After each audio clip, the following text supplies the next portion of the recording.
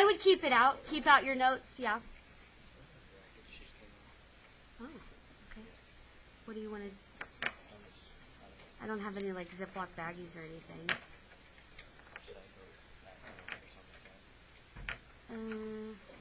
Yeah.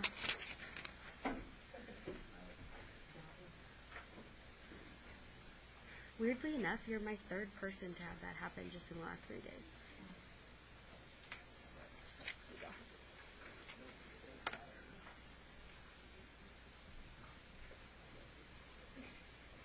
So you need these 4 color highlighters, your notes, and this practice.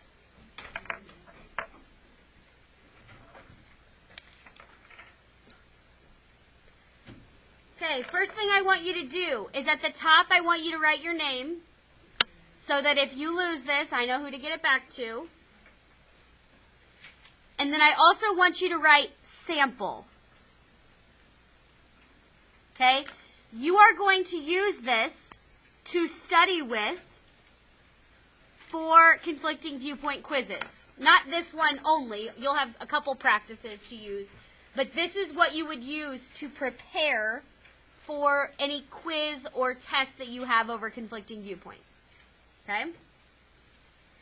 So, we're going to make a little key for ourselves up at the top with our 4 colors. Can anybody tell me what the pink stands for? Olivia. Issue. What about the orange? Addison. Author's point of view. I'm going to abbreviate it to APOV. Author's point of view.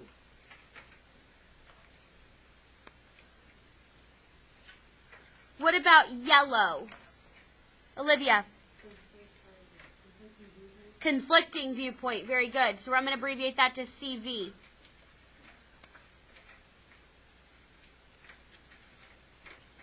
What about my green? Addison. Very good. Author's response to the conflicting viewpoint. And again, this is just from the notes from yesterday. It's the same colors. I just wanted you to have something that's like right in front of you that you can see if you just pull out this one piece of paper.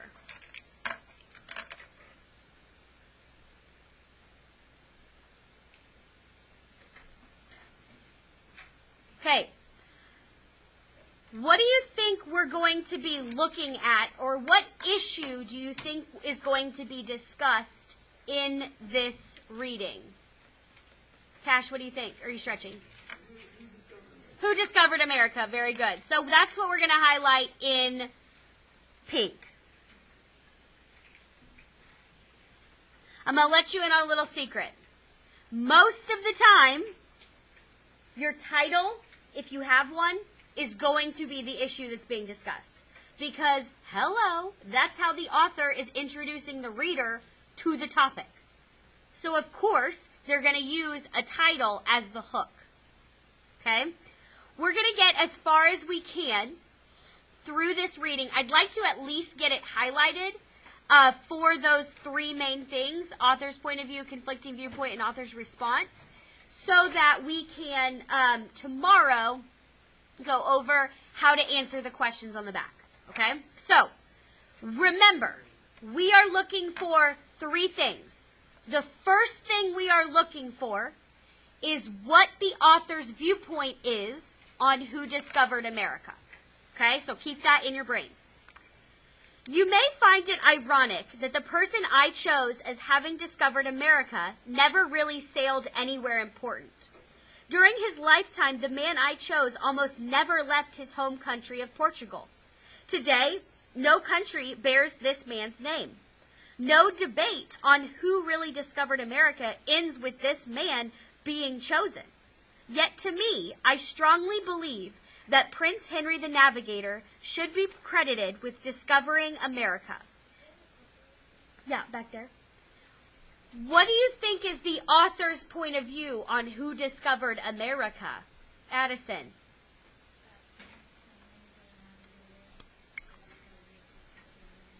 So we're going to take our this is orange, our orange highlighter, and we are going to highlight this sentence.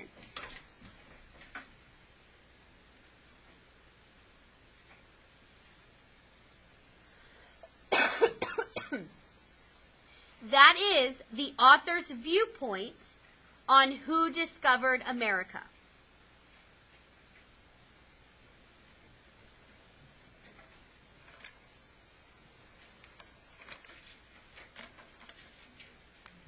Now what we need to look for is the author's, or the conflicting viewpoint. Okay? I believe this for many reasons. First, Henry of Portugal was a visionary who purposely sought new lands to discover. Secondly, his wisdom and intelligence ushered in the age of exploration, so others could achieve his goals. Lastly, he taught others the value of importance of organizing information, keeping detailed trip logs, and sharing that information to further exploration. He used his skills to help invent the caravel ship, to develop navigational instruments like the quadrant, and to make mathematical charts to determine latitude. Has anybody in the rest of this been credited for America? Do we see a conflicting viewpoint? No. All of that goes back to our author's point of view. So we're not ready for our conflicting viewpoint, yes. First, I believe that to claim the title of Discoverer of America, an individual needs to have the intent of setting out and deliberately finding a new piece of land. Prince Henry of Portugal deliberately planned and executed the necessary steps for finding unclaimed territory in the 1400s. Henry believed such land existed. Henry deliberately took the necessary steps to train qualified men to find those lands on his behalf. He financed the expeditions. Men went and traveled uncharted waters and explored new lands because of his vision, training, and financing. Men like Bartholomew Diaz, Vasco da Gama, and Christopher Columbus all sought his help, knowledge, and guidance. How can we claim the Vikings or Columbus discovered anything? Do we have a conflicting viewpoint there? Yes, that's the conflicting viewpoint. That they are saying that other people believe that the Vikings or Columbus discovered America. This is our conflicting viewpoint. This is what they are going to try to disprove with their response. They are going to try to disprove that the Vikings or Christopher Columbus should be credited. That's what the response is going to do. Okay?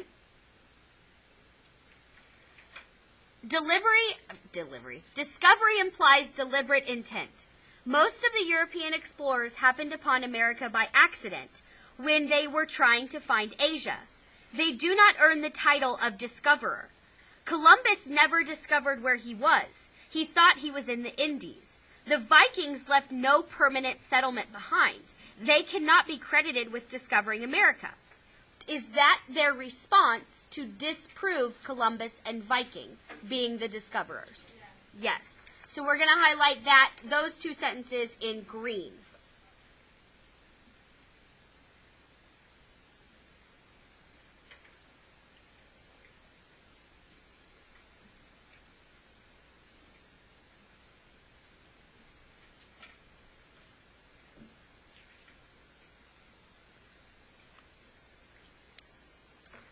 Henry the Navigator may not have been the man who actually stepped ashore for the first time on any foreign soil, but his actions made it possible for others to do so in his name. Secondly, Henry's wisdom and intelligence ushered in the age of exploration, which made these voyages of discovery possible. Henry was the brains behind the age of discovery. He used his knowledge and money to organize and share information. He required all voyages to keep detailed logs of their voyages. He compiled all the information, shared it with other sailors, and allowed knowledge to grow and build until such time that he achieved his dream of discovering new lands. Henry made it possible for information sharing at a time when movable type was just getting started. His information sharing made it possible for the voyages of discovery to be successful. Has he said anything about Columbus or Vikings in this paragraph? No. Finally, Henry used his knowledge to invent new technologies which made the voyages of discovery possible. It is reported that Henry helped to develop the caravel ship. A caravel ship allowed explorers and sailors to tack into the wind. In other words, ships could now sail efficiently against the wind. This revolutionary sailing invention allowed explorers to have the ability to return home from their long trips even if the winds were not blowing in the correct direction. Before the invention of the caravel ship, vessels without a movable sail had to rely on the wind and oftentimes were doomed when the wind did not take them in the desired direction. In addition, Henry used his expertise to develop the navigational instrument called the quadrant. The quadrant allowed sailors to determine their precise degree of latitude. Knowing latitude allowed navigators to find precise locations in the ocean time and time again. Do we have anything in here about the Vikings or Columbus? No. In conclusion, there are many valid reasons Henry the Navigator should hold the title of Discoverer of America. Henry trained the men, invented the technology, and shared his information so that others could go and discover new worlds in his name. Clearly, the invention of the caravel ship and the quadrant makes it clear that Henry's explorations were deliberate attempts to find new land. Some explorers happened upon lands by chance or by accident. Does that have anything to do with our conflicting viewpoint? Does that reference the other people? Yeah, it talks about some. So let's go ahead and highlight that one in green as well.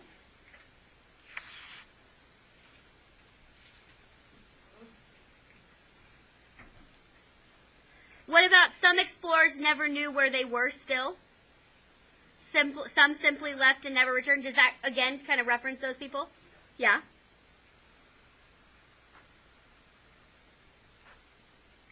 Henry worked and dreamed and trained to find these lands. It is this deliberate sense of purpose and mission that I feel earns Prince Henry the Navigator the Discoverer of America. Okay? So as you'll see, you don't necessarily have to just only have one sentence highlighted for your response, your conflicting viewpoint, whatever. You can highlight multiple things, but it should all kind of tie together. Tomorrow, we will discuss the back of this and how to answer these questions effectively and efficiently, and we will fill this back part in. Questions about highlighting or any of this?